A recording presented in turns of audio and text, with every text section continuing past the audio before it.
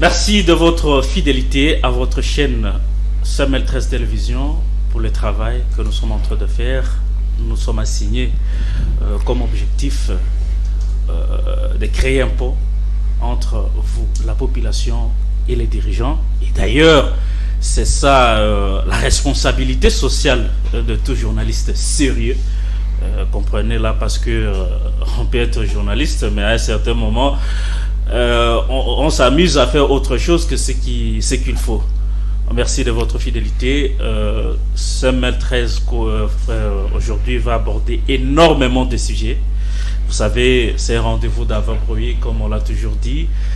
Ce tout nouveau numéro de Congo Presse de ce 1er octobre 2022 va revenir sur l'essentiel de l'actualité de la semaine, du moins avec leurs invités sur ce plateau. Vous savez que ce sont des journalistes, des analystes qui ont toujours eu les soucis de vous informer, mais aussi vous éclairer sur les différents sujets politiques, économiques, mais pourquoi pas social, de la République démocratique du Congo, notre pays. Merci.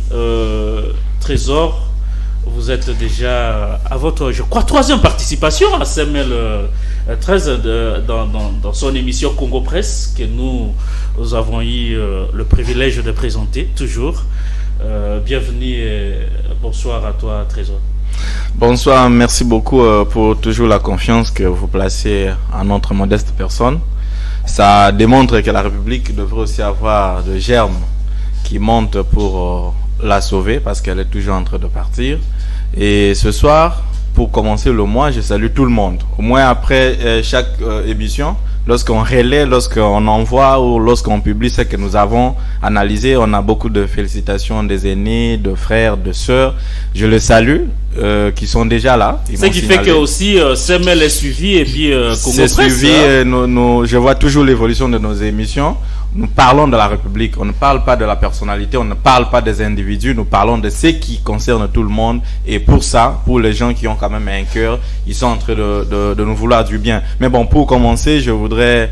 je ne veux pas avoir le... Mais est-ce que vous avez une petite...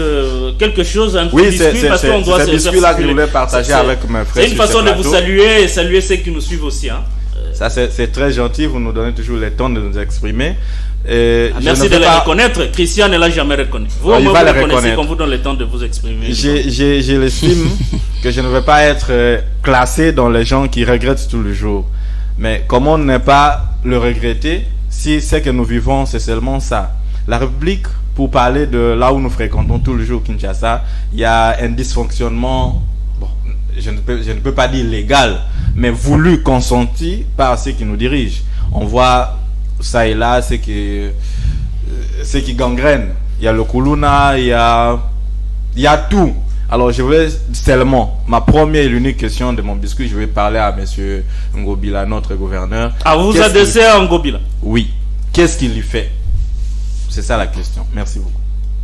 Merci. Ça, c'est une question directe au gouverneur de la ville de Kinshasa, Jantini Ngobila Mbaka. Ben Kayembe, comment vous allez? Oui, je vais bien, merci. Kinshasa va bien apparemment. Kinshasa... Vous n'avez pas parlé de toute la République. Kinshasa va très mal, nous savons, mais ce qui m'intéresse aujourd'hui, ce que j'ai comme l'impression, on a transformé quand même cette profession aussi. C'est comme si aujourd'hui nous avons une gendarmerie des journalistes. Oh, attends. Moi, tu vois, quand vous sortez des mots comme ça, il faut qu'on analyse froidement. Une sorte de gendarmerie. Oui. Dans notre profession de journaliste. Effectivement. Aujourd'hui, on a l'impression que l'effet d'être journaliste, on ressemblerait peut-être à un agent de renseignement ou on ressemblerait à un agent qui va nécessairement pour mettre de l'ordre. Moi, j'ai vu un aîné que j'aime beaucoup ici, que nous tous ici, nous apprécions, Alain Foka, arriver ici à Kinshasa, faire les enquêtes. On n'a jamais su qu'Alain Foka était à Kinshasa, mais c'est lorsqu'il a révélé les contenus de ces enquêtes qu'on a su qu'effectivement un journaliste était ici à Kinshasa pour les investigations.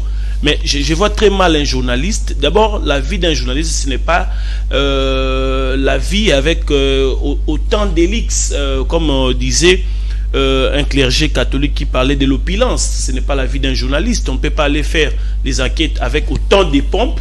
Et pourtant, s'il faudrait aujourd'hui faire les enquêtes, on verrait peut-être des journalistes des médias qui ont de l'argent, peut-être à l'Est pour avoir des informations. Il y a quelques journalistes qui sont allés quelque part pour des enquêtes avec... allez-y alors là-bas. Moi, je sais que les enquêtes se mènent en toute tranquillité et vraiment à l'issue de tout le monde. Mais maintenant, les enquêtes se font avec un chef de délégation accompagné de ses acolytes qui donne des messages. Donc, on l'a relayé écoutez, il y a des gendarmes un peu plus partout. Et à la tête, il y a le chef de... Oui, il y a le chef, comme à l'époque de comment on l'appelait encore, ces comédiens ici, Louis de Finesse, qui gérait une gendarmerie. C'est ce que j'ai constaté avec notre profession. Donc, nous les dénonçons ici. S'il faudrait faire les enquêtes, il faudrait arrêter à chaque fois d'influencer ou sinon de vivre au gré des vagues des billets. C'est ce qui est déplorable. Nous devons prêcher par l'exemple, nous qui avons l'opportunité d'avoir une opinion au sein du public. Merci beaucoup. J'aurais appris qu'il y a une équipe qui a été recrutée pour faire une descente, je sais pas, au Lualaba, bon, je sais pas. C'est pour des raisons d'enquête ou une visite de courtoisie ou une visite touristique. Je me pose encore des questions, mais on est journaliste. Est-ce que quand on veut mener une enquête, il faudrait passer à la télé pour annoncer, il faudrait appeler le responsable de la province pour lui dire, écoutez, nous avons des sujets ou des problèmes au niveau de votre gestion et qu'on arrive, on a des enquêtes à mener. À 5 étoiles. Mais vous êtes journaliste, vous n'êtes pas des agents de l'ANR, il faut être quand même sérieux. Malheureusement, vous êtes les premiers à donner des leçons aux politiques alors que vous-même, là, vous ne vous prenez même pas au sérieux. Vous ne regardez même pas ce que vous faites. Il faut être sérieux dans la vie quand vous voulez qu'on ne vous reproche pas. Et surtout que nous nous mettons toujours en position de reprocher les autres. Christian Nyamab, je n'ai pas dit que vous êtes gendarme. Hein?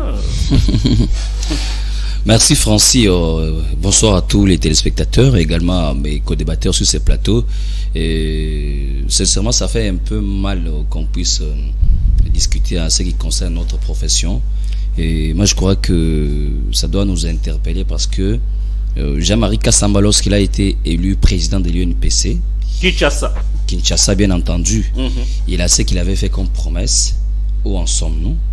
Je crois que vous et moi, Francis et moi, nous n'avons pas été à Mwanda lors des élections, lors de l'état de la presse, nous n'avons pas été là-bas. Il y a toujours les amis qui sont en train de se disputer aujourd'hui, qui étaient de l'autre côté. Je crois qu'ils ont eu certaines conclusions qu'ils devraient mettre sur la table aujourd'hui pour que nous sachions comment faire avancer ces métiers. Malheureusement, on ne sent pas cela et tout le monde est désormais derrière les trousses d'un homme politique ou d'une personnalité influente, ce qui est en train de ternir l'image de notre métier. Ça ne me concerne pas du tout. Au moins, je voudrais peut-être réagir déjà avec ce que Ben vient d'annoncer ici, que voilà, je crois que, je ne sais pas si c'est Ben qui l'a dit, concernant la gestion de la ville de Kinshasa. Moi, je me dis qu'aujourd'hui, on peut... C'est plutôt Raphaël qui a posé la question au gouverneur Gobila pour savoir ce qu'il est en train de faire jusque-là comme gouverneur. Merci Raphaël. Je crois que la question est très très bien posée. Aujourd'hui, on veut savoir, c'est sur le plan sécuritaire bien entendu. Aujourd'hui, on se demande ce que fait Ngobila concrètement, mais il faut aussi rebondir pour se demander aussi ce qui nous arrive aujourd'hui. N'est-ce pas, c'est une conséquence de situations qui ont été créées depuis plusieurs années. Ce n'est pas aujourd'hui qu'on a commencé à distribuer les machettes aux jeunes pour qu'ils deviennent Kuluna. À un certain moment donné dans ces pays, il y a des gens qui ont distribué des machettes au Kuluna pour attaquer ici à Kinshasa, à l'époque, il y a des gens qui distribuaient les machettes aux jeunes délinquants et c'est ce qui avait été le nœud principal de l'affaire Kuluna aujourd'hui. Je crois que ça fait partie aussi de notre débat. Exactement. Donc dire qu'aujourd'hui Ngobila ne fait rien, moi je me dis plutôt il faut se demander quelle est notre mentalité. Nous avons vu avec vous à travers les réseaux sociaux au courant de cette semaine un monsieur qui a parqué sa voiture au boulevard Lumumba, si je ne me trompe pas, et il fait pipi juste au boulevard. Non, c'est un acte immoral, il faut le décourager. Et là, vous allez condamner le gouverneur. On doit se dire que nous-mêmes, nous avons aussi un problème de mentalité. Sinon, en ce qui me concerne, je suis très heureux de la réalisation de certaines des promesses du président Tshisekedi. On a remis les écoles à 5, les écoles préfabriquées à 5 provinces éducationnelles de la ville de Kinshasa. Donc, notamment, j'ai vu au Kokolo. Voilà, parce que lorsqu'il n'y a pas de réalisation, lorsqu'il y a promesse, les gens font trop de bruit. Mais quand en réalisation, on en parle moins. Donc, moi, je suis très content. Ça prouve à suffisance que c'est une manière d'accompagner davantage la gratuité de l'enseignement de base. Et je crois que 18 ans plus tard, on n'aura plus de délinquants parce que s'il y a des délinquants aujourd'hui, parce que pendant 18 ans, ils n'ont pas étudié. On va revenir. Josué Foutila. Bienvenue à CML13 Télévision, surtout Congo Presse. Je crois que vous êtes à la première participation à cette émission. Tout à fait. Nous vous recevons avec tout le plaisir. Voilà, après... Vous avez suivi, apparemment, tu sais qu'il fait déjà quelque chose. Hein. Votre biscuit, comme ça, on va revenir sur les... Bon, très rapidement, je suis en train de vous remercier pour l'invitation. Après 2 invitations ratées suite à l'agenda, mais quand même aujourd'hui nous avons tenu à participer à l'émission. Je salue les téléspectateurs et les amis sur les plateaux, mais aussi je félicite le directeur général pour le professionnalisme qui il faut encourager. Vous savez, nous quand on a commencé le métier, c'était aussi dans une chaîne de télévision professionnelle qu'on ne citerait pas les noms. Donc quand on vient, on sent qu'il y a une révolution technologique au niveau de nos médias. Ça signifie qu'il faut encourager ces processus. Alors, moi, ma première intervention, c'est une dénonciation. Une dénonciation, pourquoi? Puisque l'État congolais est en train d'assassiner sa propre population. Pourquoi je dis cela? Lorsque vous lisez l'article 53 de la Constitution, je vais le lire. Toute personne a droit à un environnement sain et propice, à son épanouissement intégral. Elle a le devoir de les défendre. L'État veille à la protection de l'environnement et à la santé des populations. Qu'est-ce qui se passe? Tout celui qui fréquente Binza Delvaux, Binza Pigeon, les alentours là, ils sont exposés à la pollution atmosphérique comme pas possible. Le gouverneur de la ville, en connivence avec les centres kimbanguistes qui se trouvent au niveau de l'arrêt maternité, ce centre-là est transformé à un centre d'enfouissement des déchets. Donc, toutes les décharges publiques qu'il y a dans la ville de Kinshasa sont déversées dans un centre d'enfouissement pirate au niveau de ces centres d'accueil kimbanguiste. Je vous dis, au niveau de ces périmètres, vous avez la célèbre maternité de Binza qui est reconnue par tout le monde. Là, non seulement qu'il y a des malades, il y a des bébés. Vous avez à côté la paroisse catholique Saint-Sacrement. Vous avez à côté des écoles, notamment l'école Saint-Sacrement, l'école Marcelin Mobateli, l'école Bobokoli que nous connaissons tous, où vous trouvez des élèves qui sont exposés et condamnés à respirer l'inhalation que dégagent ces déchets. Je me pose la question si l'autorité provinciale est en train de favoriser un épanouissement intégral des personnes qui sont aux alentours de ces périmètres, ou vous favorisez à ce que ces personnes puissent être tuées. Je vous dis déjà qu'au niveau des Saint-Sacrements, les activités paroissiales sont suspendues? Non, pas suspendues. Mais les chrétiens, les fidèles sont obligés de venir à l'église avec leur cache-nez. Puisque je vous dis, ça pue. Je vous dis, essayez de passer à ces côtés-là, vous avez des larmes aux yeux. Cet arrêt maternité est surnommé arrêt solo. Pourquoi? Comment ça? Mais c'est l'hôtel de ville déverse les immondices de toute la ville de Kinshasa à ces niveaux-là. Hier, personnellement, puisqu'il nous arrive de dormir après tout le monde, j'ai compté plus de 25 gros camions chargés, très bien chargés, avec des immondices qui sont déversés au niveau de ces centres dans une érosion pour, je ne sais pas moi, couvrir cet espace. Mais il est anormal, il est inadmissible qu'on tolère ce genre de comportement. Moi, je pense que Je suis en train ici d'encourager la structure sanitaire qui est de ces côtés-là, la maternité de Binza, la paroisse Saint-Sacrement, mais également les écoles d'à côté, de pouvoir porter plainte. Contre l'autorité provinciale, contre Gentini je vous dis, c'est lui le responsable quand même de la ville, qui n'arrive pas à gérer les déchets, qui occasionne un environnement malsain, qui plonge la population de ces coins de la capitale dans un environnement malsain. Donc c'était ça mon interpellation. Si rien n'est fait, je vais, moi à mon niveau, encourager cette démarche pour que le gouverneur de la ville réponde de ces actes devant les instances judiciaires. Merci beaucoup Josué Foutila. Je rappelle que vous êtes journaliste et que vous êtes ici comme analyste et journaliste. Merci beaucoup, chers téléspectateurs. Vous allez remarquer qu'aujourd'hui, Francis Ochoudi, qui est le présentateur de Congo Presse, n'est pas bien en veste comme ses invités. L'unique. Mais pour de bonnes raisons. Vous voyez que nous avons la marque Congo Presse. Quand même, il faut faire honneur à cette grande chaîne, à cette grande émission, une émission de débat. Mais aussi à notre partenaire Alba Presse qui nous fait toujours l'honneur. Il est de ses côtés. Oui, il nous fait toujours l'honneur de nous imprimer ces chemises. Nous en avons dans les 10. Donc chaque samedi, il a pris l'engagement de nous imprimer des chemises de marque Congo Presse. Félicitations à Alba Prince pour cette marque de confiance que vous exprimez à Congo Presse. Je crois que nous l'avons toujours rappelé. Le CML 13 Télévision a laissé toutes ses portes grandement ouvertes pour des gens qui ont de publicité, des annonces, mais aussi ceux qui viennent pour solliciter des espaces. CML vous ouvre ses portes. Merci beaucoup. On va rentrer directement dans le vif de notre débat de ce soir. On va parler de la sécurité. Vous avez vu des messages circuler à travers les réseaux sociaux. Il y a de l'insécurité. Avant-hier, vous avez remarqué que la commune de Lingwala a été fermée, encerclée par les éléments de la police nationale congolaise. On nous a dit que c'est pour des raisons de sécurité, chercher les Koulouna et les malfrats. On nous a fait un bilan total de 85, je crois, personnes qui ont été interpellées. Et parmi ces gens-là, il y a des gens normaux qui ont été interpellés et je crois qu'on les a même libérés. La situation au niveau de Kwamouth, ça crée toujours des problèmes.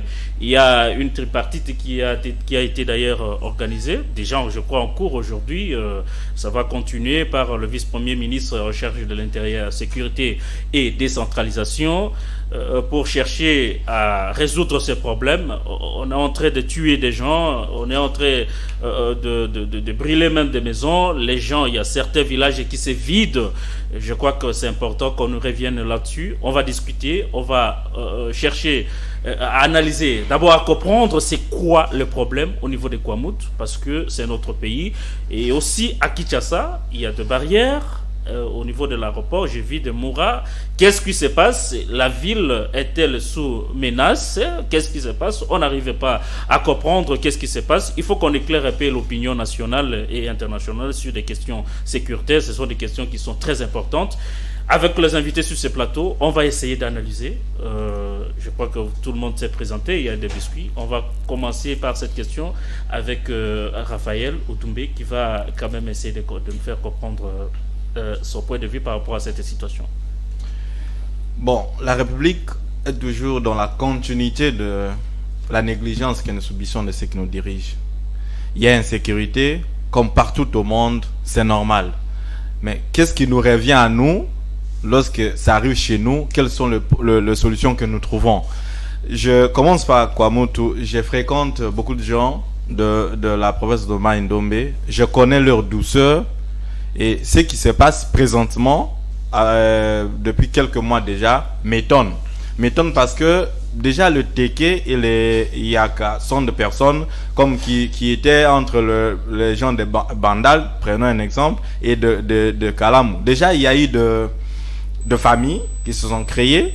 il y a des gens qui se sont mariés. Il n'y a plus de raison qu'il y ait atrocité à ce niveau-là. Je vois moins le raison, parce que lorsque vous voyez le minime chose que l'on raconte, ce sont, bon, il y a eu de taxes de maïs qui sont passées de 5 ou de 50 tasses à 150. Bon, qu'est-ce que cela peut créer de morts, parce qu'on voit de villages être saccagés, et ce qui m'étonne beaucoup plus du côté de la justice, parce que les juges ou les magistrats étaient tabassés, et par fraternité, ses collègues sont partis. Bon, maintenant, l'État a arrêté de vivre de ce côté-là, parce que les crimes ou les actes qui sont en train d'être commis, qui les réprimandent? Parce que l'autorité qui devrait être là est partie. Mais bon, la réflexion va un peu beaucoup plus loin par rapport à ce qui nous est déjà presque habitué d'être vécu à l'approche des échéances électorales en RDC. Avec mes frères, vous allez vous en souvenir, 2017-18 avec Kamena Sampo, il y a Yumbi. La question que je devrais me poser, pourquoi seulement à l'approche des élections il y a ça? Donc vous trouvez qu'il y a des intentions politiques derrière il y a beaucoup de gens qui peut-être ne sont pas prêts pour les élections. Ils veulent créer de tensions pour qu'on puisse justifier ça. Est-ce réellement aujourd'hui nous avons intérêt que ces côtés-là puissent vivre ce qu'il est en train de vivre? Est-ce la République, après toutes les descentes que j'ai vues, la ministre de la Justice, le ministre de l'Intérieur, tout ce qu'ils ont fait, m'écoeure, parce que après leur sortie, il y a toujours des choses, beaucoup plus que ce qui a été. Est-ce qu'ils sont incapables? Donc l'autorité, il n'y a pas l'efficacité au niveau de nos autorités. Il y a absence. Absence ce n'est pas de question de l'autorité. l'efficacité, parce que s'il y a quelqu'un et qu'il y a manque d'efficacité, c'est qu'il y a déjà un point sur lequel il a rendu un service à l'État. Est-ce ceux qui partent qui sont de problème? Est-ce ceux qui alimentent qui sont de problème? Est-ce les gens qui y vivent qui sont de problème? Je ne peux pas me permettre de donner ces réponses, parce que de la part où ces réponses devraient être venues, c'est des ministres, par exemple, de la communication. Il faut éviter d'aller se photographier avec un ambassadeur et tweeter, et oublier qu'il y a des choses au pays que l'on devrait relayer, ou on devrait rassurer quand même la population. On n'a pas encore eu les communications officielles dans ce sens. Il n'y en a pas, mais s'il y a un ambassadeur qui l'accueille, on va essayer un peu de voir avec il y a des selfies, et il y a sur les réseaux sociaux. Ce n'est pas sur ce stade-là que l'on devrait vous attendre. Ça m'écoeure, je fréquente beaucoup de gens et je ne vais pas revenir sur ça. Je rentre à Kinshasa. J'ai entendu que c'est quelques jours où il y a un nouveau gouvernement, que ces choses devraient être réprimandées. Non. On ne vient pas pour se plaindre. On vient trouver des solutions. Oui, 18 ans, ça a toujours été des accusations. Mais en ces peu de temps, qu'est-ce que nous avons fait? Les immondices, on a vu avec le gouverneur passé. Vous voulez parler de Kimbuta, Yandré. On a vu sa gérance était chaotique. Mais qu'est-ce qui a été fait? On a fait peut-être pire que ça. On a vu sur le long des avenues, il y a quand même des poubelles qui sont venues, qui se sont installées avec le conteneur des beaux pétos. Mais il faut quand même. Mais regardez il faut quand même apprendre à apprécier un peu l'homme à son temps. On a fait de la commune de Limité une commune écologique. C'est d'accord, une commune écologique, mais les gens qui vivent. Par le gouverneur Gentini Kopila. Non, mon frère, je pense que vous avez mangé. Parlons République. Non, mais. Attendez, que je finisse mon feeling, s'il vous plaît. Non, il faut que je fixe ça. Les Malocos, on veut revenir sur les Malocos. Vous dites, moi je ne fais que vous relancer, cher confrère. Non, permettez-moi que je finisse. Vous dites qu'à tel lieu ça n'a pas marché, c'est aussi de mon devoir de vous rappeler qu'à Limité ça marche au moins. Vous connaissez Limité contient combien de quartiers? Allez-y, cher ami. Et si on voit faut pas aller dans les affirmations gratuites. Non, les affirmations, je connais à Limité. Lorsque vous partez de chez Maman Olang, vous descendez, vous n'allez pas vivre. Vous connaissez. Vous n'allez pas vivre de ce côté. Il y a des pluies qui viennent. On parle sécurité. J'ai fait ça parce que mon frère a pensé que j'étais en train d'attaquer le gouverneur. Non, je ne parle pas de la personne, mais de fonctions qu'il occupe. Ces fonctions-là sont à nous. Lui et moi, peut-être à l'avenir, on peut les occuper. La sécurité à Kinshasa. Nos bureaux sont à Lingwala. Il y a 2 jours, j'ai aimé. Je n'ai pas pu accéder parce qu'il y avait un contrôle. Mais pourquoi tout ce temps pour arriver là? Pourquoi on ne veut qu'être au bout de choses pour agir? Pourquoi on ne sait pas partir de la base? On voit déjà sur les avenues, on voit lorsqu'il y a embouteillage, déjà sur la chaussée, un jeune peut venir vous arracher des clignotants, des rétroviseurs. Ça part de là, les Koulouna. C'est parce qu'il y a déjà un problème, la personne n'a pas mangé. Vous êtes du même avis que ceux qui pensent que le responsable de la police au niveau de la ville de Kinshasa n'est pas efficace et qu'il faudrait le remplacer par un autre. Monsieur Kassongo est parmi les gens que nous avons vu gouverner la ville sans gouverner. Donc, il gouverne sans gouverner. Il gouverne sans gouverner. Ce n'est pas pour le comparer à ceux qui sont passés. Ce n'est pas pour encourager le méfait qui ont été commis par ceux qui sont passés. Mais lui au moins a une certaine faiblesse dans la gérance. Lorsqu'on gère, on ne vient pas seulement avec le feu, mais le feu là devrait aussi aider pour partir. On a arrêté les jeunes gens. Est-ce réellement ce sont toujours de Koulouna? Est-ce réellement c'est la sécurité qui va revenir dans la capitale? Je vis le général Kassongo relaxer certains d'entre ceux qui ont été arrêtés sur les champs. Ils le regardent, ils te trouvent sérieux. Dans mon quartier, j'ai vu les gens se coiffer à minuit. Parce que selon les critères actuellement, quand vous avez une barbe, vous avez des locks, on vous suspecte, vous êtes susceptible d'être Francis. Et c'est comme ça. Francis, le pouvoir d'attribution.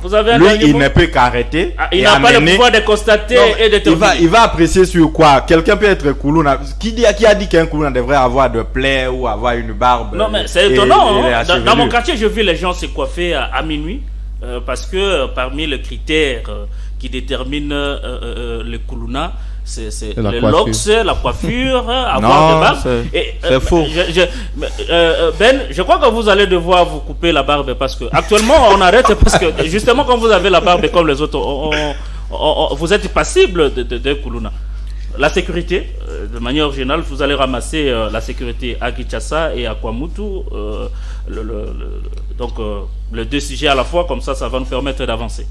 Merci beaucoup, Francis. Comme je l'ai toujours dit, je souhaite ne pas être perturbé. Lorsqu'on parle de la sécurité, moi je suis en larmes lorsqu'il faut parler de la sécurité. Vous savez, Francis, lorsque vous parlez de l'insécurité, je vous trouve un peu à partir lorsque vous parlez seulement de, par exemple, Kwamutu, vous parlez de Kinshasa. Aujourd'hui, c'est toute l'étendue de la République démocratique du Congo qui est en insécurité. Ça, il faut le dire. Aujourd'hui, on a oublié que gouverner, c'est prévoir. Qu'est-ce que nous avons prévu? Parce que nous savons que l'insécurité était grandissante. Et ça a avancé petit à petit. Qu'est-ce qu'on a prévu? Aujourd'hui, on parle des services de renseignement, l'ANR. Qu'est-ce que l'ANR fait? Aujourd'hui, si on nous dit que la RDC est infiltrée, parce qu'officiellement, on ne l'a pas dit, mais ce sont des informations qui circulent comme ça pour dire que la ville de Kinshasa serait infectée. D'où d'ailleurs l'arrestation en vague. Il y a des boucles partout dans toutes les communes. Il semblerait que la ville de Kinshasa est infiltrée. Nos services de renseignement n'ont pour rôle que d'arrêter les leaders d'opinion ou d'arrêter des gens qui sont contre un régime ou un autre, où ils ont aussi une mission d'infiltrer. Pourquoi l'ANR aujourd'hui n'est pas à mesure d'infiltrer? Si on parle aujourd'hui des éleveurs Mbololo qui sont arrivés au Kouilo, au Grand Bandoulou, oui, parce qu'on n'arrive pas toujours à comprendre la vraie cause de ce qui s'est passé. Pourquoi l'ANR n'est pas à mesure d'infiltrer ces groupes pour savoir réellement qu'est-ce qui se passe, qu'est-ce qui se trame derrière ces groupes? Aujourd'hui, s'il faut aller même plus loin, si le Rwanda est à mesure, si l'Ouganda est à mesure d'infiltrer la RDC, quand est-ce que nos services de... Parce que les services de renseignement ne fonctionnent pas seulement en République démocratique du Congo, on a la possibilité d'aller infiltrer même d'autres gouvernements pour avoir les informations. Est-ce que l'ANR doit se limiter uniquement ici en République démocratique du Congo pour arrêter les gens ici en ville? Je ne sais pas. Ici, on parle des éleveurs Mbolo, ils sont arrivés à Kinshasa il y a bien longtemps. Je félicite le président Mouzitou qui a fait une descente, d'ailleurs, qui a amené un rapport. Nous avons vu les députés aller là-bas, on n'a pas vu les rapports. Mais un opposant est allé, nous a amené un rapport. Et d'ailleurs, il propose des solutions. Il est aussi député. Mais c'est j'ai dit, il a été invalidé. Vous l'avez invalidé.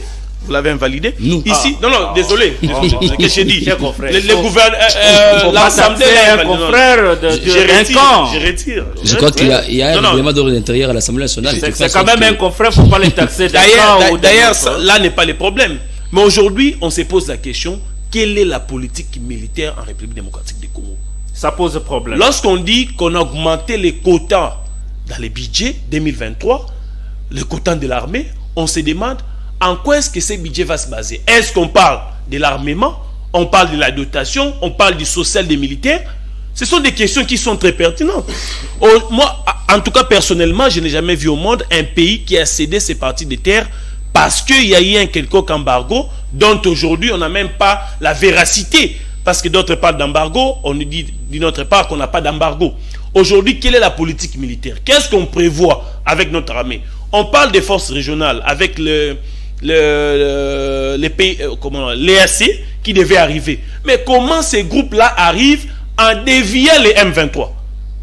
Il faudrait nécessairement attaquer les M23 à partir de l'entrée et puis nous on va vers les faits. Pourquoi ils doivent détourner, donc changer la ligne pour venir contourner les M23 et créer une zone tampon, une zone de combat? Ils sont venus, c'est pour nous aider. Et aussi des questions se posent. Est-ce que ces forces armées, quand ils arrivent ici en RDC, ils ont une mission offensive ou ils sont là pour un maintien? Parce que s'ils ont une mission offensive, dès qu'ils entrent en République démocratique du Congo, ils devaient ouvrir feu. Non, est-ce qu'ils ont... Ils vont créer les conditions pour qu'il y ait une attente entre le FARDC. Est-ce que c'est ce que la République démocratique du Congo souhaite, cher ami? Non, mais parce que depuis qu'ils sont là, ils n'ont jamais attaqué. Mais... Je me pose la question, il faudra en parler. Lorsque vous rencontrez des officiers de l'armée, ils vous disent que non, nous avons, d'ailleurs je ne vais pas citer ces confrères, il y a des amis qui sont revenus de Bunagana qui nous disent qu'ils ont échangé avec les M23. Et même les M23 sont étonnés de savoir comment la RDC n'arrive pas à nous repousser. Oh, même les M23... Ils sont étonnés. Ils sont étonnés. Mais connaissant la force dissuasive des FARDC, ils sont étonnés comment les FARDC n'arrivent pas à repousser les M23. Est-ce qu'il faudrait continuer à prendre les décisions qui sont conjoncturelles? Aujourd'hui, on a bouclé la ville. Mais qu'est-ce qu'on a fait pour anticiper ce qui devait arriver? Mais c'est quoi la vraie source du problème au niveau de Kwamutu entre Teke et Ad? Est-ce que c'est un conflit communautaire uniquement? Non, moi, il y a quelque chose qui je ne pense pas. Ces communautés vivent ensemble il y a bien longtemps.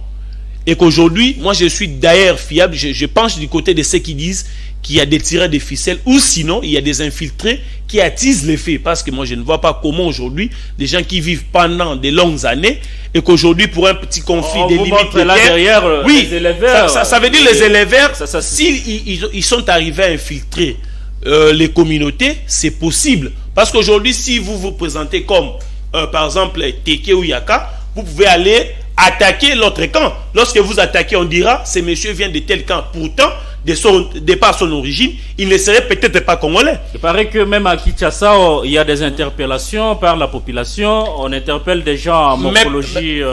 Mais d'ailleurs, je m'en montre lorsque vous parlez, lorsque vous parlez des arrestations et autres. Je me dis, mais vous trompez qui? Pensez-vous qu'une personne qui arrive en RDC pour infiltrer la République démocratique du Congo... C'est déguisé en fou, hein, non, il va... Les choses évoluent, je vous dis, cher ami.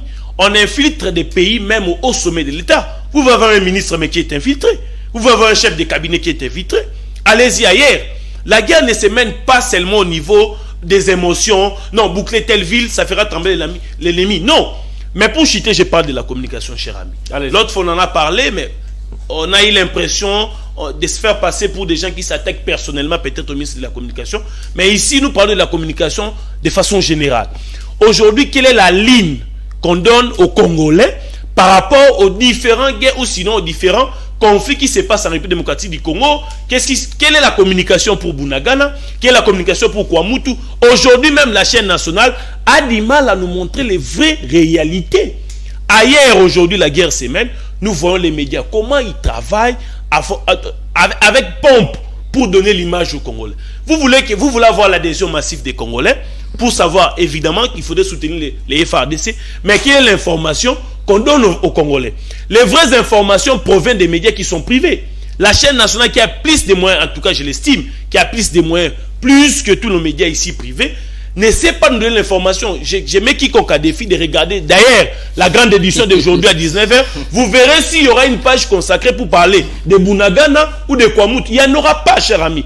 On parlera de la visite officielle d'un ministre, on parlera d'un conseil, on parlera de la réunion. Mais quelle est la communication qui s'est faite pour que réellement les Congolais sentent que le pays est en insécurité, Francis? Ne me dis pas que la RTNC s'intéresse seulement aux informations protocolaires. Mais je mets quiconque à défi. Allez-y regarder la grande édition 19h. On va prendre Christian. Christian, on est en train de chercher la vraie cause de ces conflits à Kwamutu. Est-ce que c'est un conflit communautaire? Est-ce que, comme les autres le disent, ça provient de ces éleveurs-là qui ont infiltré la province de Bandundu, les grands Bandundu en fait? Mais qu'est-ce qui se passe? Et la place de l'autorité de l'État dans tout cela, quelle est la part du gouvernement congolais? Merci Francis.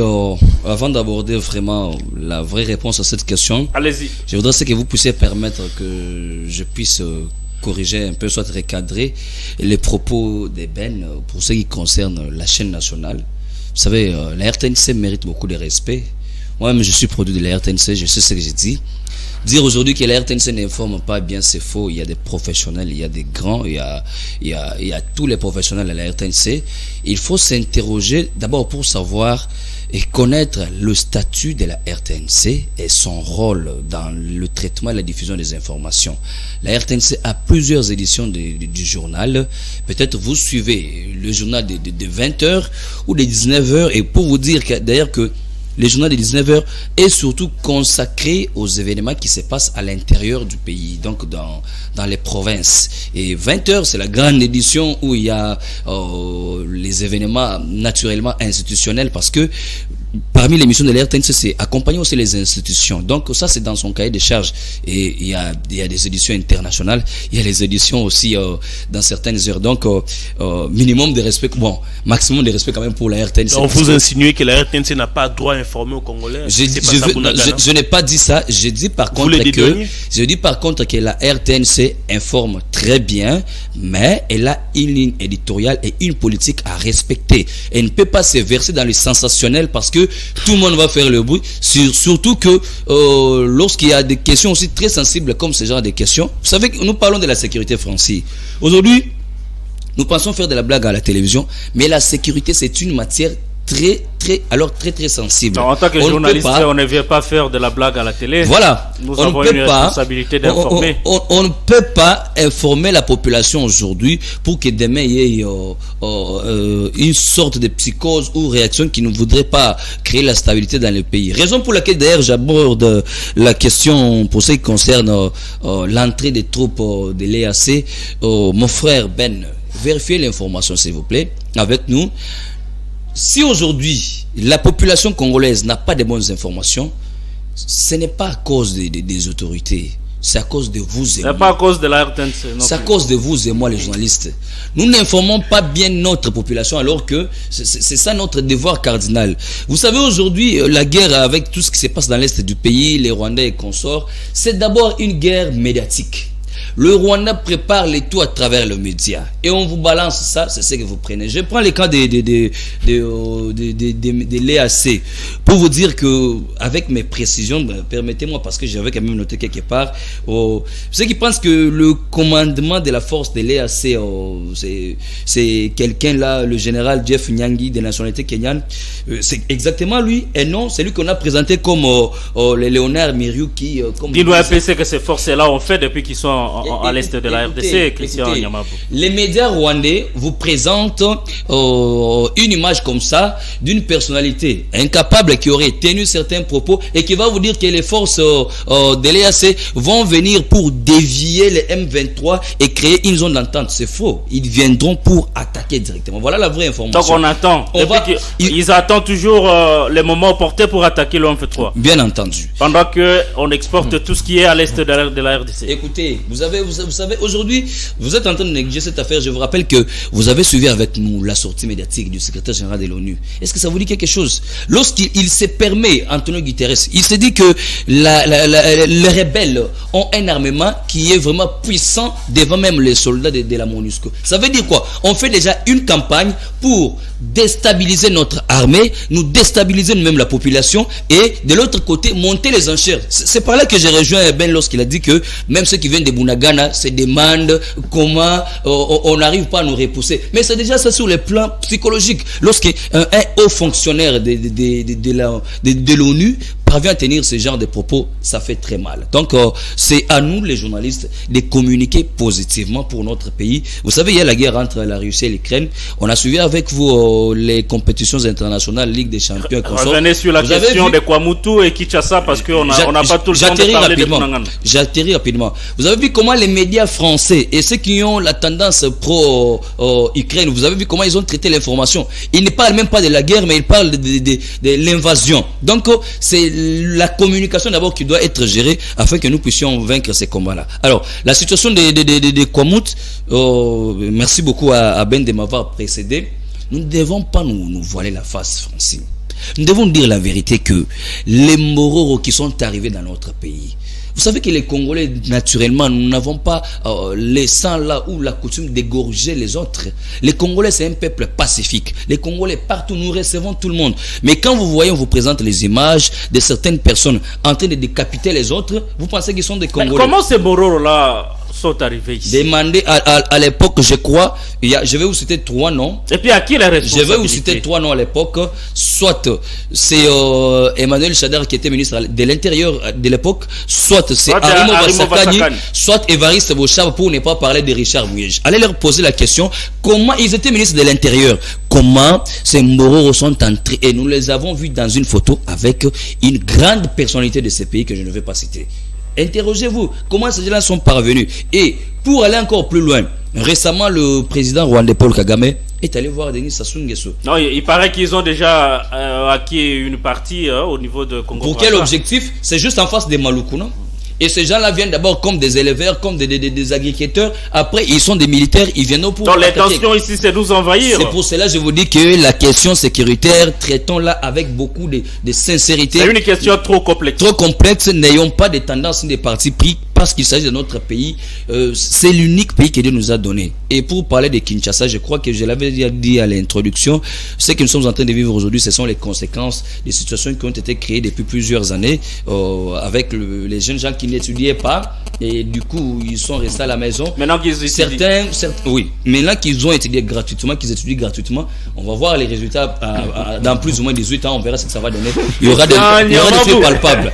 Et pour terminer, je crois que pour ceux qui disent que le général Silvano Kasongo ne fait pas son travail comme il faut, moi je m'inscris en faux. Je me dis que le général...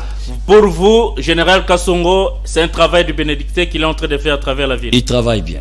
Merci. Même s'il ne travaille pas selon les sentiments de certaines personnes, mais il travaille bien parce que je le rappelle, la sécurité ce n'est pas une matière où on peut se réveiller aujourd'hui. Comparativement à Kasongo, Kanyama. Écoutez, les mêmes Congolais, les mêmes Kino sont des éternels insatisfaits. Ils ont crié sur Kanyama, ils l'ont surnommé esprit des morts. Aujourd'hui, ils veulent encore que Kanyama revienne. On les réclame. Voilà. Vous allez vous comprendre que le jour où Kasongo partira, ils réclameront encore le général Silvano Kasongo. C'est pourquoi je me dis que la matière sécuritaire, nous devons être vraiment très très souple pour la traiter parce que notre survie en dépend. Vous savez, aujourd'hui nous sommes en train de regretter. Hier je l'ai annoncé le matin au Burkina Faso, il y a un colonel, un militaire qui vient de faire le coup d'état à un autre militaire. Ça fait mal pour l'Afrique. De façon que ça n'arrivera pas chez nous. Non, ça n'arrivera pas au Congo, peut-être après 2033.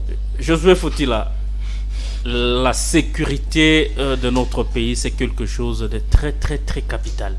On a l'impression comme si de part et d'autre la RDC est secouée. La situation à l'Est, c'est toujours pire qu'avant.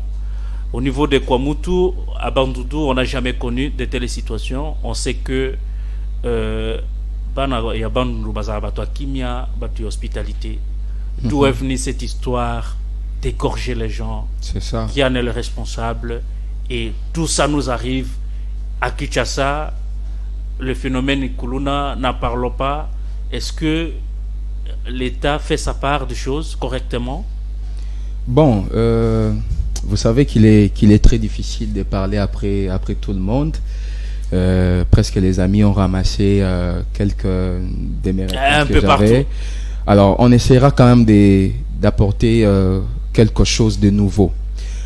Moi, je pense que l'heure n'est plus à chercher l'origine de ces conflits. Pourquoi? D'autant plus que à la veille, passez-moi les termes, ou avant que ce conflit dégénère, il y a eu la société civile locale qui est venue alerter l'autorité compétente. La société civile de là qui est venue alerter le ministre de l'Intérieur. Mais qu'est-ce que le ministre a fait de cette alerte? Je rappelle ici que c'est Daniel Asselo Wokito, le ministre de l'Intérieur. En tout cas, depuis un temps, j'ai pris l'habitude de ne plus citer les noms des personnes pour ne pas verser dans... C'est un officiel, il n'y a pas de péché à citer son nom. Comme a dit mon ami, surtout qu'il s'agit de ses attributions.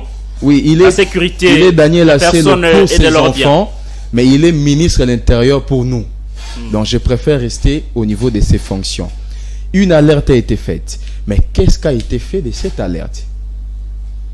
Première bavure. Il y avait une délégation. Première bavure. J'y arrive. Première bavure. Des deux, notre gouvernement ou l'État congolais, d'ailleurs je me pose la question, que reste-t-il encore aux Congolais quand on a toujours cette habitude d'agir comme des sapeurs, comment on les appelle? Les pompistes.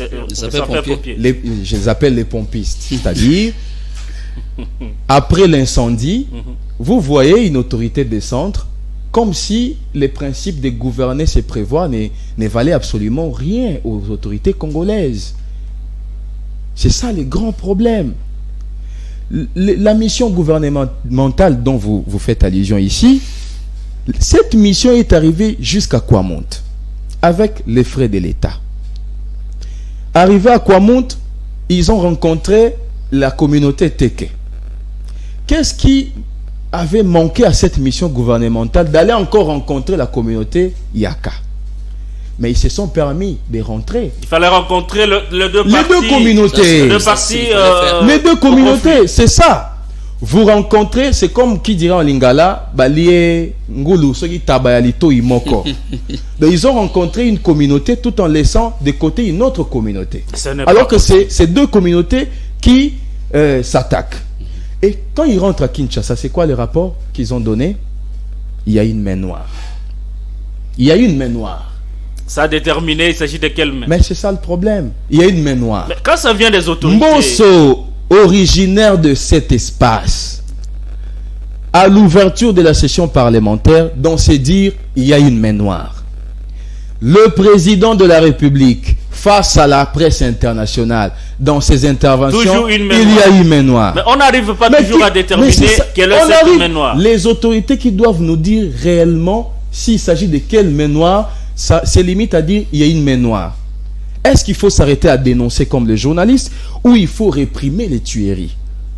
C'est ça le grand problème. Ça pose un problème. On est face à un État pompiste. Qui n'attend que les dégâts pour les constater. Qui n'attend que les dégâts pour constater. Alors qu'il y a possibilité de pouvoir prévenir. Mon ami l'a dit. Mouzito, un simple député national invalidé par le bureau Mbosso, descend sur terrain. Il vient avec un rapport et des propositions. Maintenant, à la place, qu'est-ce qui se passe? Apparemment, c'est comme si le gouvernement ou les membres du gouvernement profitent de la situation pour se faire un peu d'argent. Ils savent que en allant à Kwamount, il y a des frais. En rentrant, on va demander encore un autre déplacement pour rencontrer la communauté Yaka. Il y aura des frais. Et pas plus loin, hier, il y a eu des ministres originaires de cet espace qui sont venus solliciter à ce qu'ils soient aussi intégrés dans cette commission. Tout ça, voilà. Alors que les gens sont en train de mourir. Alors que les gens sont en train de mourir. Par là, je vais rebondir avant de chuter pour rappeler le chef de l'État que c'est lui le seul comptable devant le peuple congolais en 2023. Les bilans, il ne va pas les partager avec ses collaborateurs. Alors, il est question de pouvoir choisir de vrais collaborateurs. Pas ces collaborateurs qui commettent des infractions, jugés après une semaine, ils sont libérés. Pas ces collaborateurs-là qui commettent des cas de viol sur des mineurs, comme c'est le cas actuellement avec un conseiller du chef de l'État. On va revenir d'ailleurs, c'est très important. Donc, bref, pour évoquer les cas de l'autorité policière à Kinshasa, sans citer les noms, on ne le voit que quand les Koulouna agresse un policier, tue un policier, c'est alors qu'il descend. C'est alors qu'on se réveille vous suivez ce genre de reportage. Il n'y a pas de semaine qu'un policier a affaibli un Koulouna. On avait quand même félicité. Oui, mais c'est un comportement encouragé. Si vraiment tous les policiers sont comme ça, je pense que ce système va... Il faut une réponse proportionnelle à ces bandits. Aujourd'hui, j'ai posé la question de savoir que reste-t-il encore aux Congolais. Nous sommes sur ce plateau, je suis en train de chuter, mais on est en train de vivre sous une psychose totale. Nous devons rentrer à la maison avant 20h pour ne pas être agressés. C'est une psychose. Qu'est-ce qui différencie nous qui sommes ici en pleine capitale et ceux qui sont dans les Maïndombe ou à Bunagana? Psychose totale. Que reste-t-il encore aux Congolais? Merci. Merci Josué. Cette question mérite une réponse, mais chacun va répondre de sa façon. Parce que il y a tellement de choses qu'il faudrait quand même que l'État prenne ses responsabilités en main, parce que on est citoyen congolais, on est censé être protégé par notre gouvernement et le chef de l'État avec son équipe. On va pas quand même rester là. On va prendre une autre thématique très rapidement après Vidi et Chimanga. Quelques jours à Makala pour être au play, il est dehors. Le procureur a jugé l'opportunité de lui accorder une liberté provisoire. Nous, on ne parle pas de la justice. Mais il y a encore une affaire qui se pose. C'est encore un conseiller du chef de l'État au collège des Idrougabi, si je ne m'abuse pas. Encore un scandale à ce sens-là, qui serait arrêté pour viol. Je crois que jusqu'à présent, il bénéficie de la présomption parce que on a fait que l'interpeller et il est gardé. Viol sur mineur. Mais on se demande, nous avons eu beaucoup de questions sur ces sujets-là. Mais qu'est-ce qui se passe avec l'entourage du chef, les conseillers du chef qui se versent toujours dans les actes qui n'honorent pas les fonctions qu'ils occupent? Alors, par rapport à cette question, je retourne la parole à Josué. Je commence cette fois-là avec Josué. Comment ça se voit, les conseillers du chef, après Vidi et Chimanga, qui a démontré des choses à travers une vidéo, il est allé même très loin en disant qu'il aurait même financé la campagne du chef de l'État, Félix Tshisekedi Tshilombo, et on se demanderait même si les chefs mangeaient à l'époque sur sa table, est-ce qu'il a fallu venir à la télé ou à travers une vidéo pour les dire? Comment vous entrevoyez cette situation au niveau Francis Ochoudi, des conseillers du chef de l'État? Pour la première fois au cours de cette émission, je vais citer le nom d'une personne. Allez-y. Maître Toussaint Alonga Likili. C'est un député national honoraire qui a, selon ses dires, été élu en 2018. Mais comme le processus consistait à nommer les députés, il a été invalidé. Il n'a pas été nommé à l'époque. Mais après avoir observé la scène politique, l'acteur politique était visionnaire. Il a interpellé le chef de l'État. Il a dit au chef de l'État de pouvoir recadrer ses tirs. C'était d'ailleurs à la veille de la sortie médiatique de Franck Diongo. Qu'est-ce qu'il a demandé au chef de l'État? De pouvoir remanier son cabinet. C'est ce qui arrive actuellement aux Congolais, presque partout. Les postes politiques sont devenus une récompense des gaz lacrymogènes qu'on a respiré à l'époque de M. Kabila. Alors que cela ne doit pas être le cas. Celui qui a commis cet acte, avant d'être conseiller à la présidence, il est avant tout secrétaire national au niveau de l'UDPS Tshisekedi. Le chef de l'État a-t-il veillé sur son CV? Ça pose aussi problème. Ça pose aussi problème. La composition du cabinet du chef de l'État. Toussaint Alonga a alerté. Veuillez revoir votre cabinet pour question de compétences. Au Congo, au lieu que ces conseillers se démarquent par son travail bien fait, d'ailleurs, moi, c'est la première fois que je puisse apprendre son nom et les fonctions qu'il exerçait au sein de l'UDPS. C'est quelqu'un qui n'est presque pas connu de l'opinion. Alors, si vous n'êtes pas connu de l'opinion, battez-vous quand même à pouvoir vous faire valoir dans l'opinion en posant des actes susceptibles de pouvoir aider les Congolais plutôt que de vous faire ridiculiser par rapport à cet acte que vous venez de commettre. Il n'y a pas de mauvaises troupes. Il n'y a que de mauvais chefs. C'est l'occasion pour... Moi, j'entends parler depuis un temps, remaniement du gouvernement, remaniement. Est-ce que ces remaniements ne peuvent pas commencer d'abord au niveau de la présidence de la République, avec des conseillers, un nombre de conseillers pléthoriques. Certains ne font absolument rien. Je reviens sur le cas de son ex-conseiller en matière stratégique. Vous savez, l'arme pour un acteur politique, c'est la réputation. Ouais. Il peut se faire blanchir par la justice.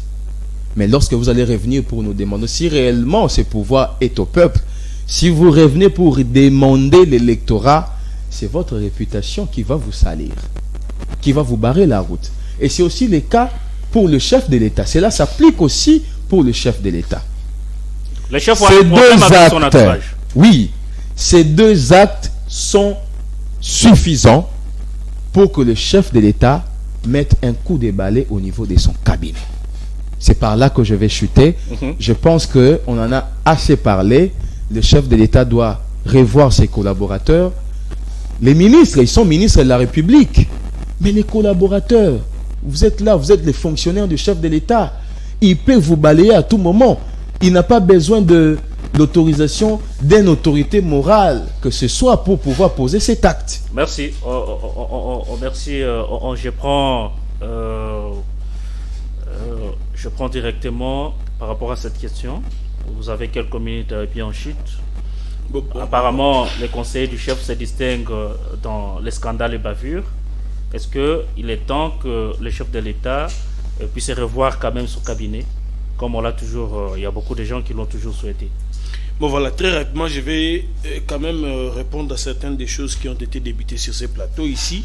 Je vais rappeler à mon homme juste en face que lorsqu'il parle de la communication, lui-même s'est contredit dans son argumentaire.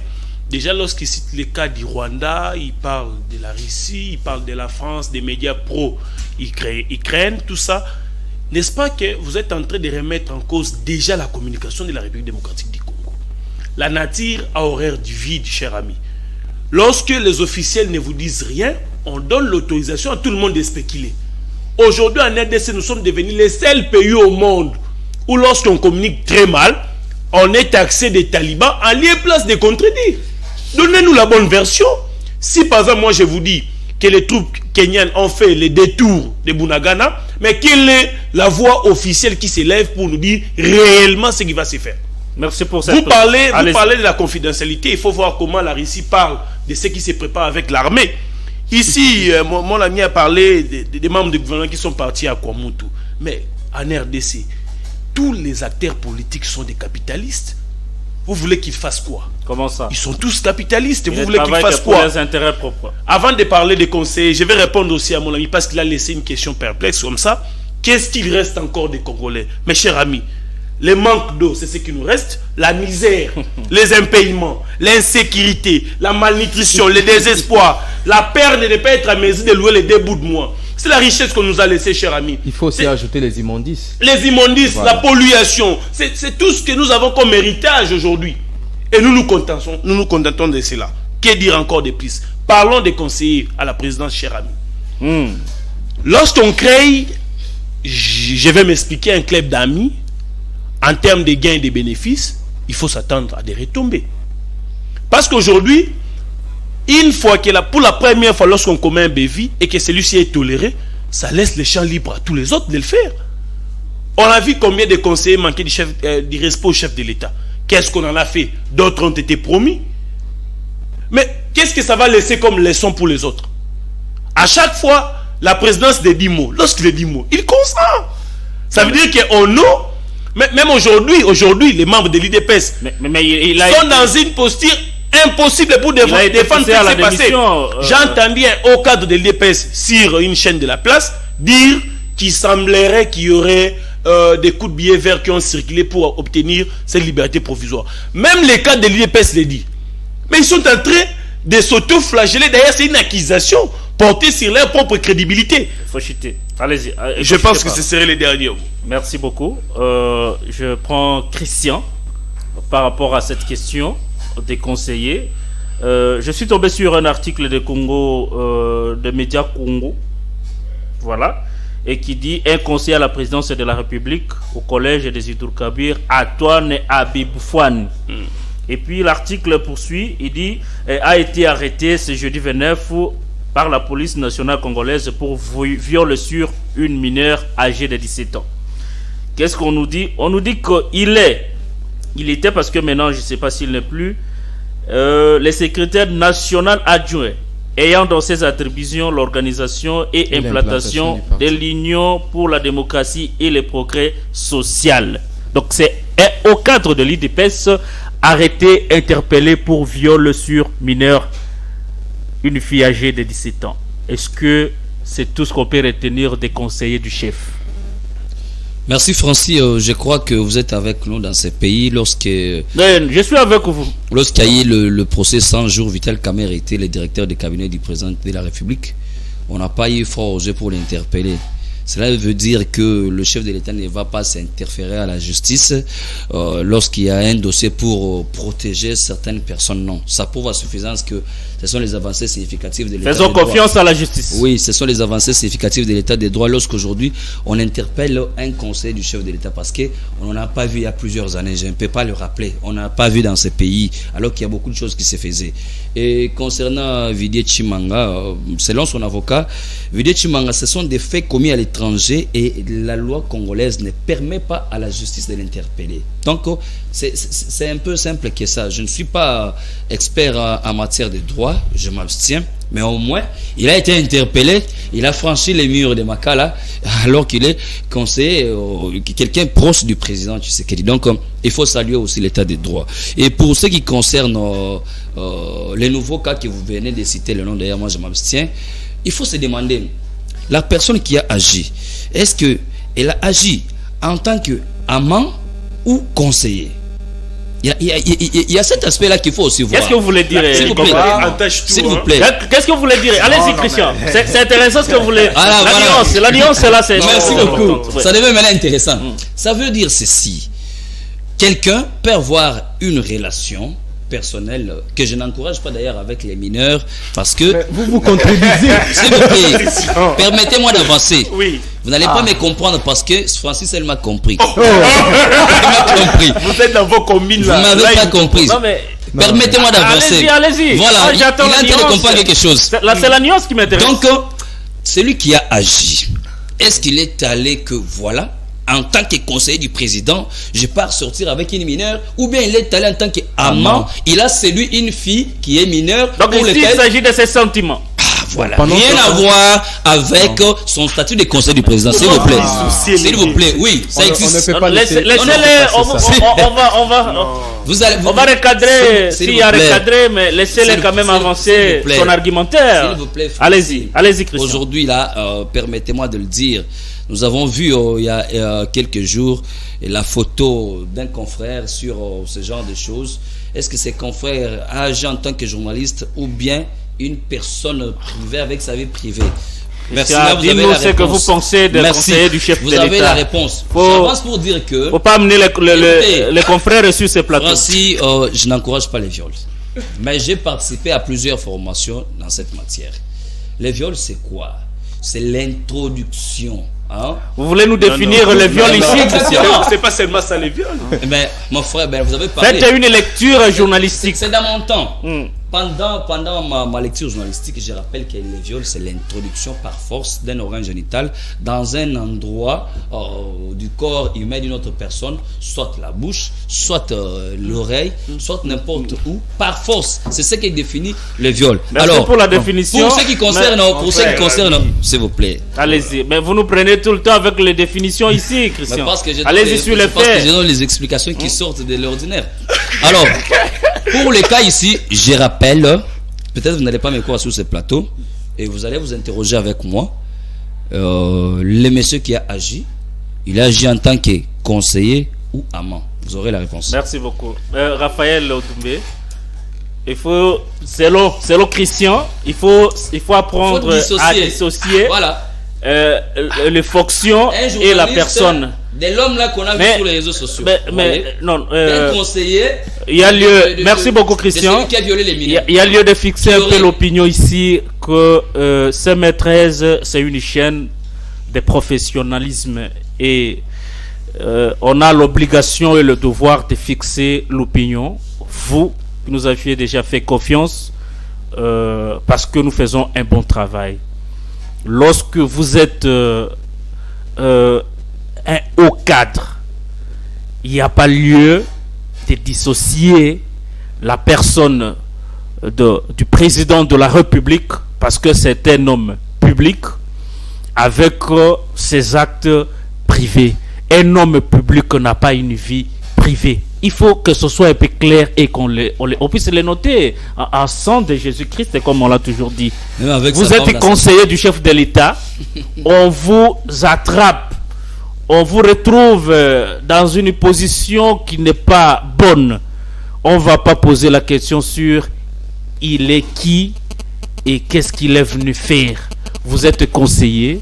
Je crois que la fonction appelle à une certaine responsabilité, à une certaine dignité. Et donc, par rapport à ce que notre ami a dit, il y a lieu de fixer l'opinion. Raphaël, c'est votre dernière prise de parole parce qu'on doit chuter. On a largement dépassé. Allez-y.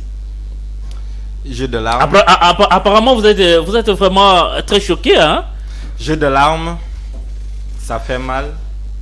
Mon frère, sortons un peu de l'habillage de ce qui est mal. À un certain âge, la flatterie devrait rester dans la minorité. Est-ce qu'il y a une certaine possibilité qu'un crime ou un fait commis à l'étranger ne soit pas réprimandé? Ça peut être de mon domaine de vie. J'ai passé toute ma vie, je n'ai pas été licencié en 2 ans mais en 5 ans pour apprendre ce que le droit et ce qui découle de ça. On peut commettre un fait partout. Il y a la compétence territoriale. Bon, je vous évite le cours. On revient sur le viol.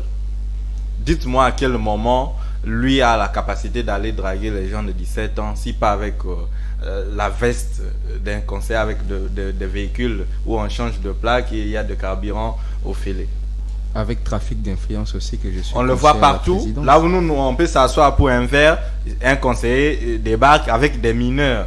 Au moins pour lui, c'est déjà sorti. Je ne dis pas qu'il l'a fait. Mais les faits comme nous présenter, il joue encore de la présomption d'innocence jusqu'à ce que le fait lui soit opposable.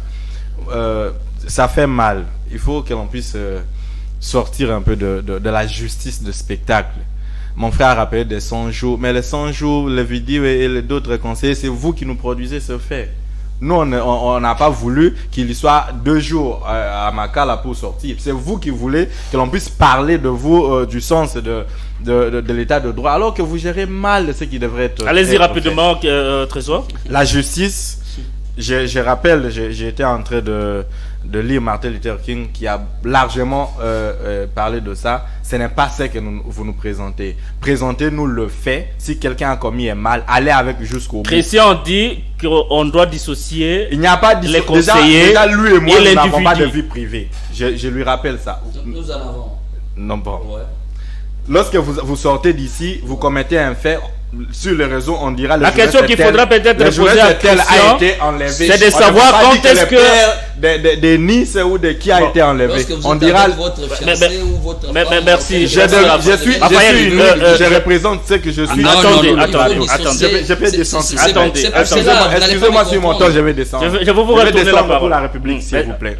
Très rapidement parce qu'on doit conclure. Ceux qui se préparent ou ceux qui sont nés ou ceux qui veulent la paix doivent aussi se préparer aussi beaucoup plus. Vous allez m'excuser, il y a beaucoup de dossiers qui viennent contre la guerre.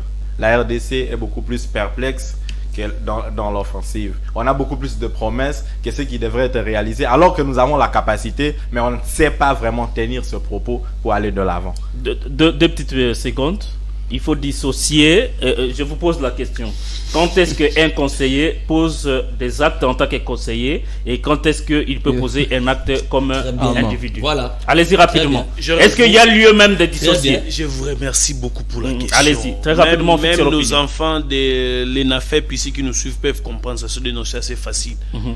Lorsqu'on vous nomme dans des fonctions étatiques, des hautes fonctions de la République démocratique du Congo, dans cette ordonnance, y a-t-il un moment où on fait rupture de vos attributions pour devenir un citoyen simple, ou ça fonctionne 24 sur 24? Vous allez me dire aujourd'hui un exemple. Quand il est chez lui à la maison, il n'a pas droit à la sécurité. Là, il est parent. Là, il est maintenant parent. Donc, à partir d'aujourd'hui, selon Christian, à partir d'aujourd'hui, selon lui, à partir d'aujourd'hui, lorsqu'il est dans la vie privée, comme il appelle, il doit se détacher de la voiture officielle premièrement, de la sécurité deuxièmement. Il est vêtu de l'argent de la République démocratique du Congo. Il ne peut pas mettre la veste achetée avec de l'argent de la République démocratique du Congo. Je parie pas pour sa vie privée. Selon Christian. Je parie que le jour où il est allé traquer la petite fille. Mais il va se promener avec ça. Nous connaissons ces capitalistes. Il est là même. Il était même accompagné. Il devrait être accompagné même de la sécurité officielle. Allez-y, attendez. Je sais que vous êtes l'unique à me comprendre sur ce plateau. Les amis ont compris, mais ils font semblant. Faut pas me forcer la compréhension. Je pose des questions et je m'arrête à ce niveau. Josué Foutila, un conseiller ici qui drague attaque individu. Et quand il parle de la République, là, il est conseiller. C'est le Christian Nyamabou. Je suis mal à l'aise. Votre appréciation. Je suis mal à l'aise quand j'aborde cette approche. Vous savez, je vais vous dire une chose. Nous sommes journalistes. On est différents des acteurs politiques. Les acteurs politiques viennent sur des plateaux de télévision pour défendre la religion de leur camp politique. Déjà dicté. Voilà. Nous sommes là pour aider la population à comprendre ce qui se passe réellement, sans avoir une couleur politique. Mon cher, lorsqu'on vous accorde la parole, si vous estimez que vous n'avez pas de réponse ou d'arguments clairs sur cette question-là, laissez passer, c'est ça? Vous pouvez dire je passe. Okay. Mon cher, comment vous pouvez nous ramener un tel débat? Nous sommes quand même responsables. Cette question trouve la réponse, elle est simple. Allez-y, donnez cette réponse comme ça, on conclut. Même un huissier dans un cabinet politique, dans un cabinet ministériel, quand il est nommé par le ministre, il signe ce qu'on appelle les codes de bonne conduite. Aux agents et cadres de l'État. Je ne me laisse pas définir ici les codes de bonne conduite, si ça signifie quoi. Allez-y. Dans votre entreprise, là où vous travaillez, attendez. Dans votre entreprise, là où vous travaillez, on vous a fait signer un code de bonne conduite. Là, premièrement. Des deux, en droit, il y a ce qu'on appelle le privilège des juridictions. Un député national, lorsqu'il commet une infraction, contrairement à un citoyen lambda, ils n'ont pas les mêmes privilèges de juridiction. On va vous dire que là, il était député, l'autre, il était... Ils n'ont pas les mêmes juges. Je vais conclure. Congo Presse de ce samedi 1er octobre 2022 s'arrête ici. Mesdames et messieurs, merci de votre attention, merci de votre disponibilité, vos encouragements à cette émission et à toute l'équipe de Semmeltress Télévision. Merci à Glody Tsinga, merci à John Katambo qui a réalisé cette émission, merci à Glody qui était derrière les caméras, merci à Louis-France Kozekissa pour la coordination, merci à vous chers confrères d'avoir accepté cette invitation. On se retrouve le samedi prochain avec le même plaisir. Portez-vous bien d'ici là, merci et bon week-end dans vos foyers. Les rendez-vous d'avant-bruit prend fait ici. Merci.